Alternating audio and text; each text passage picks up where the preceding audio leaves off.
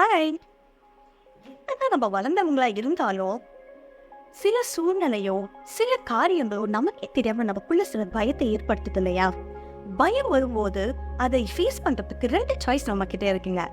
ஒண்ணு என்னது அப்படின்னு பார்த்தீங்கன்னா, பயத்த பார்த்து பயந்து ஓடுவது. எப்படி? எனக்கு என் சரீரத்துல எனக்கு நோய் இருக்கு. இனிமேல் இதோட என்னால போராட முடியாது. இது ஏதோ என்ன பண்ணிடும் அப்படின்றது. என் குடும்பத்துக்குள்ள இருக்கிற உறவுக்குள்ள இனிமே இதை தாக்கு பிடிக்க முடியாது. என்னுடைய உறவு இது அறுந்து போயிடும். இது இனிமே நிக்காது. இதோட கூட போராட முடியாதுன்னு சொல்லிட்டு, இல்ல வேலையே இனிமே கிடைக்காது. இந்த வீடே என்னால கட்ட முடியாது அப்படின்ட்டு எதை குறிச்சாவது சில பயத்தின் நிமித்தம் நம்ம நெகட்டிவா விட்டு கொடுத்துட்டோம், ஓடிட்டோம் பயந்து அப்படின்னு பாத்தீங்கன்னா, அதுல கண்டிப்பா நம்மளால ஜெயிக்க முடியாதுங்க. ஆனா இன்னொரு சாய்ஸ் என்னதுன்னு பாத்தீங்கன்னா, ஃபியரை விட்டு ஃப்ரீ ஆகுறதா, இல்ல ஃபியரை பார்த்து ஃபேஸ் பண்றதா. எப்படி? ஒரு பயம் இருந்துச்சுன்னா அதை நம்ம எதிர்கொள்ளணும், அதை பார்க்கணும், அதை கன்ஃபரண்ட் பண்ணணும். பண்ணும் போதுதான் கண்டிப்பா அந்த பயத்தை மிதிச்சு நம்மளால வாழ்க்கையில முன்னேற முடியுங்க.